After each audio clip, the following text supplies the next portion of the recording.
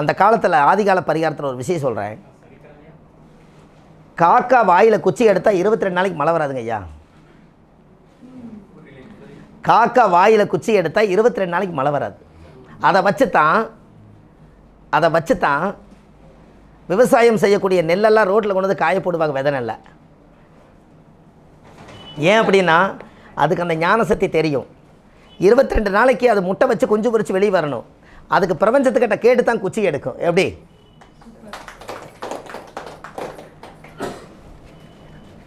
ஐயா? அப்போது எவ்வளவு அறிவுன்னு பார்த்தீங்களா?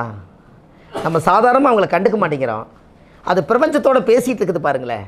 என் குழந்தை நினையும் எல்லா கூடும் டார்ச் மாதிரி வீடு கட்டிட்டீங்க, காக்கா கூடு மட்டும் ஓட்டையோடு தான் கட்டுவோம், என் புள்ள நினையணுமா?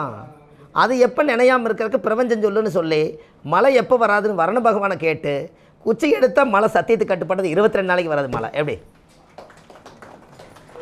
அப்போ நம்ம இன்னும் ரொம்ப யோசிக்க வேண்டியது இருக்குதுங்களா ஐயா?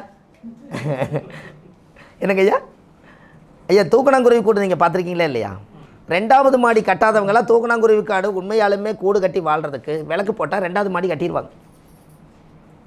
சார் ஃபஸ்ட்டு ஃப்ளோர் நீங்கள் கட்டுறீங்கல்ல வீடு, எப்போ போல் ஃப்ளோர் கட்டிடுறீங்க. இந்த மாடி எடுக்க முடியாத தடைகள் இருக்குதுல்ல நிறைய பேர்த்துக்கு, அவங்க தூக்கணாங்குருவி கூடு எங்கே வாழுதோ அங்கே போய் விளக்கு வச்சாங்கன்னா 4 நாளைக்கு விளக்கு வச்சா போதும். 4ஆம் மாடி தானே வீடு. அதுக்கப்புறம் நீங்கள் போய் லோன் கேட்டாலோ ஒரு வீடு கட்டினாலோ இது பண்ணாலோ நீங்கள் இன்னொரு மாடி ஏற்றிடுவீங்கன்னு. அது என்ன காரணம்? தூக்கணாங்குருவி எத்தனை மேலே ஒரு வீடு கட்டுதா, கீழே ஒரு வீடு கட்டுது. அப்போ இயற்கையே என்ன பண்ணுதுங்க? 2 மாடி வச்சு தான் கட்டுது. சார் மனிதர்களை விட தூக்கணாங்குருவிக்கு ரொம்ப அறிவு ஜாஸ்தி. என்னென்னு கேளுங்க. ஒரு குடும்ப சந்தோஷத்தில் கணவன் மனைவி ஈடுபடும் போதும் கூட தன் பெத்த புள்ள பாத்திரக்கூடாதுங்கிறதுக்காக குஞ்சு பறித்து மேலே வச்சுட்டு கீழே வாழுதுங்க. என்ன எப்படி? அதுக்கு ஒரு பெட்ரூம் லைட் வேறு. முதல்ல மண்ணை கொண்டு போய் வச்சு அமுத்தி மின்னாம்பூச்சி கொண்டு போய் அமைச்சு அது நைட்டு பொழிச்சுன்னு வருது இல்லையா? சிம்ம ராசியில் பிறந்தவங்க, சூரியன் நீசமாக இருக்கிறவங்க, ஞாயிற்றுக்கிழமைக்கு பிறந்தவங்க பரிகாரம் வேணுங்க. அதையும் தாண்டி இன்னும் சூரியன் பலமாக இருக்கிறதுக்காக பரிகாரமே சூரியன் பலமான பரிகாரம் தான். ஆனால் சிவன் மலைன்னு சொல்லிட்டு அதுக்குள்ளே ஒரு ரகசியம். சிவன் மலையில் ஒரு ரகசியம் இருக்குது. நாங்கள் ஏதாவது ஒரு கோயிலுக்கு போனோம்னா அங்கே ஏதாவது ஒரு முக்கியமான ஒரு விஷயத்தை கண்டுபிடிப்போம். இல்லாட்டி ஐயர்கிட்ட கேட்டு நாங்கள் தெரிஞ்சு அது பரிகாரத்துக்கு வச்சுக்குவோம். நீங்கள் சிவன் மலைக்கு போனீங்கன்னா நவகிரகம் அந்த கோயிலில் இருக்கும். நவகிரகங்கள் எல்லாமே நம்ம கோயிலில் ஒன்று தெற்க பார்த்துருக்கும், ஒன்று மேற்கு பார்த்துருக்கும், ஒன்று வடக்கு பார்த்துன்னு இருக்கும், ஒன்று கிழக்கு பார்த்துருக்கும், நடுவில் சூரியனாக இருப்பார். அந்த கோவிலில் மட்டும் பார்த்தீங்கன்னா சூரியனார் வந்து நடுச்சென்றில் இருப்பார். மீதி 8 கிரகம் சூரியனவே பார்க்கும். என்னங்கம்மா? மீதி இருக்கிற 8 கிரகம் அப்போ யாருக்கு பவருங்க? அப்போ சூரியன் கெட்டவங்களை எங்கே போகலாம்? Very good. என்னங்க ஐயா? காங்கயம் பக்கத்தில் திருப்பூர் மாவட்டம் காங்கயம் போகிற ரோட்டில் சிவன் மலையில் நவகிரகம் இருக்குது. அந்த ஆலயத்தில் 9 முறை சுற்றி கும்பிட்டு வாங்க. எல்லா கிரகம் சூரியனாரத்தான் பார்க்குது.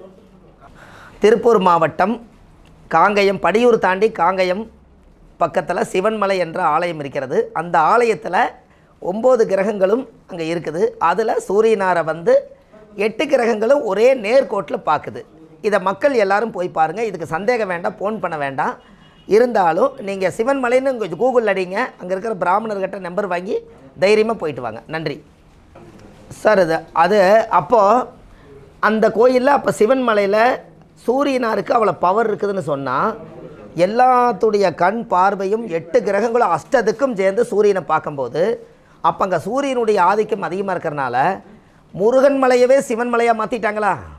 Very good. எப்படி? என்னங்கய்யா? சூரியனார் சிவன். அப்போ 8 கிரகம் பார்த்ததுனால என்ன மலைன்னு பேர் வந்ததுங்க? பார்த்துக்குங்க எவ்வளோ சந்தோஷம் அது. ஐயா அது முருகமலை. ஆல்ரெடி மேலே போனீங்கன்னா உச்சவரே முருகர் தான். ஆனால் சிவன் மலை. ஆனால் சூரியனுடைய ஆதிக்கம் அங்கே அதிகமாக இருக்கிறனால அது வந்து சிவனாகவே மாறிடுச்சுங்களா? இன்னும் சொல்ல போனால் முருகன் வந்து குழந்தை தான், ஆனால் சிவனுக்கு பவர் கொடுக்குதாங்க. அதில் இன்னொரு ரகசியம் சொல்கிறேங்க. ஒரு 101 ரூபா செலவு பண்ணுங்கள்.